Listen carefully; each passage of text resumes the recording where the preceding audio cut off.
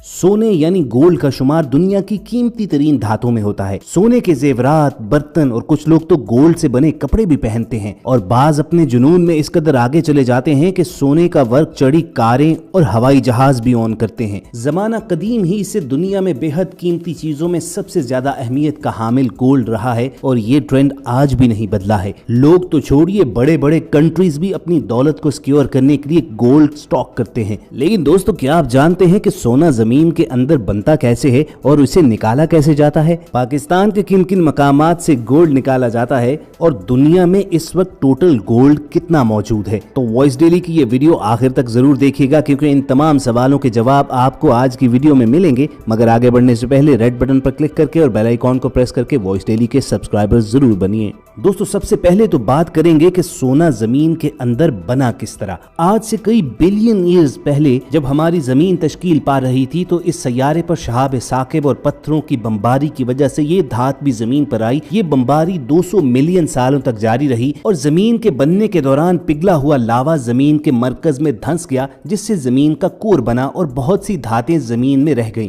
दूसरे सैयारों से आने वाली ये धातें बेहद कीमती थीं। इनमें गोल्ड और प्लैटिनम भी था, जिनका कुल वजन अरबों टन था। क्योंकि ये तमाम कीमती मेटल जमीन के कोर में पड़ी हुई थी, चुनाचे करोड़ों साल तक ये खजाना इंसानों की पहुंच से दूर ही पड़ा रहा। लेकिन पिछली सदी में इन कीमती धातुओं खुसूसन गोल्ड को निकालने का अमल टेक्नोलॉजी के एडवांसमेंट के साथ ही शुरू हुआ। तो चलिए जानते हैं कि जमीन के अंदर से सोना तलाश किया कैसे जाता है। तो दोस्तों, ये काम भी बिल्कुल तेल और गैस के जखायर का पता लगाने वाली टेक्नोलॉजी के जरिए ही होता है। इस टेक्नोलॉजी को ground print reading radar, in short GPR कहा जाता है। GPR उस इलाके की खुसूसियात को रिकॉर्ड करता है जिसकी बिना पर पता चलता है कि इस जमीन में कौन कौन सी धातें मौजूद हैं। ये अंदाजा लगाने के बाद इस काम के लिए जमीन के अंदर ड्रिलिंग करके थोड़ी थोड़ी मिट्टी निकालकर उसे टेस्ट किया जाता है, जिससे मालूमात कंफर्म हो जाती हैं। इसके अलावा अंडरग्राउंड गोल्ड, सिल्वर और कॉपर के जखायर तलाश करने के लिए VLF टेक्नोलॉजी भी इस्तेमाल की जाती है। इसके लिए जमीन के अंदर लहरें भेजी जाती हैं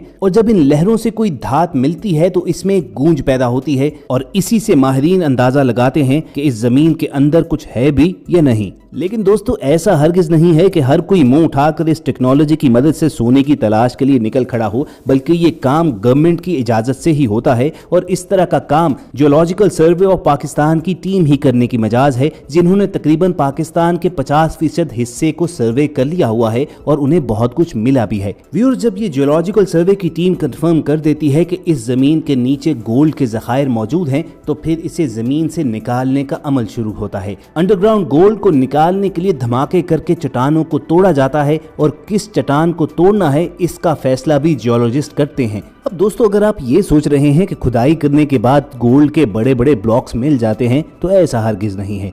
सोना निकालने वाली कंपनीज को गोल्ड के जखायर वाले इलाकों में 300 से 500 मीटर की गहराई तक जमीन को खोदना पड़ता है और उस गहराई से बड़े बड़े पत्थर निकाले जाते हैं। वो इसलिए कि सोना किसी एक जगह पर इकट्ठा मौजूद नहीं होता है। उसके बाद इन पत्थरों को बाहर निकालकर मशीन की मदद से बारीक रेत की सूरत में पीस लिया जाता है। इस काम को करने में कई घंटे लग सकते हैं।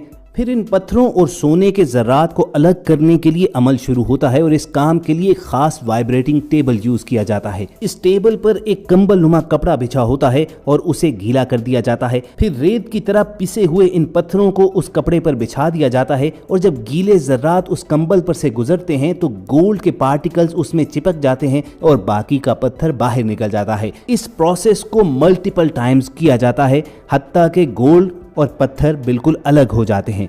गोल्ड हासिल करने के प्रोसेस का अगला स्टेप इस कंबल को धोना होता है। पानी में कंबल को धोने से सोने के जर्रात बिल्कुल अलग हो जाते हैं और उसके बाद इन जर्रात को पिघलाकर जोड़कर इनको बिस्किट, स्लेट्स और दीगर शेप्स में महफूज कर लिया जाता है।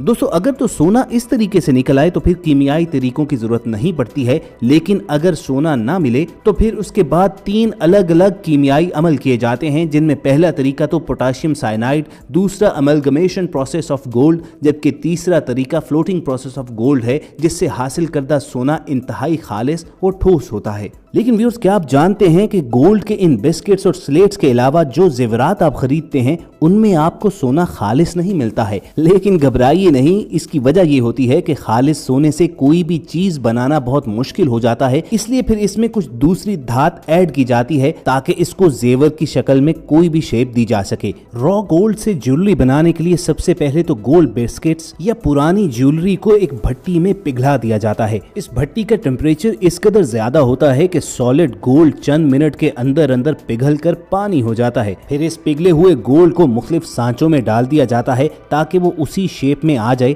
जिस शक्ल में उसे बनाना है। अब दोस्तों, गोल्ड मेकिंग फैक्ट्री का यहाँ तक का प्रोसेस देखा जाए तो बिल्कुल लगता है कि ये बेकिंग जैसा आसान सा अमल ही है, लेकिन असल काम इसके बाद शुरू होता है, जिसमें गोल्ड से बनी इन रॉ चीजों के ऊपर पॉलिश और इनकी रगड़ाई और डिजाइन बनाना होते हैं। गोल्ड की रिंग हो या कड़े, इन पर डिजाइन और इनकी पॉलिश मशीन के जरिए भी की जाती है और हाथों से भी। मशीन के जरिए ज्वेलरी मेकिंग का प्रोसेस ज्यादा फास्ट भी होता है और इसमें गोल्ड की वेस्टेज भी कदरे कम होती है। दुनिया भर में कई ऐसी बड़ी फैक्ट्रीज मौजूद हैं कि जिनमें एक एक किलो सोने की बार से लेकर चंद ग्राम की गोल्ड रिंग भी तैयार की जाती है।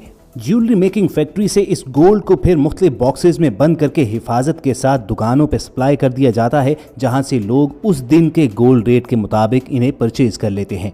और रहा ये सवाल कि सोना आखिर इतना महंगा क्यों होता है, तो ये जान लीजिए कि दुनिया भर में यही असूल है कि जो भी धात जितनी मुश्किल से और जितनी कम मिकदार में दस्तयाब होगी वो उतनी ही महंगी होगी। यही वजह है कि जिन ममालिक में गोल्ड के ज़खायर मौजूद हैं और वहाँ से सोना निकलता है तो वहाँ पर गोल्ड की प्राइस दूसरे कंट्रीज के निस्बत कदरे कम होती है। चलिए जानते हैं कि पाकिस्तान में गोल्ड के रिजर्व्स किन इलाकों में मौजूद हैं। बात की जाए पाकिस्तान के सबसे बड़े ज़खायर की तो वो सूबा बलूचिस्तान में दो बड़ी कानें हैं, जिनमें से एक रिकोडिक और दूसरी सेंडक कहलाती है।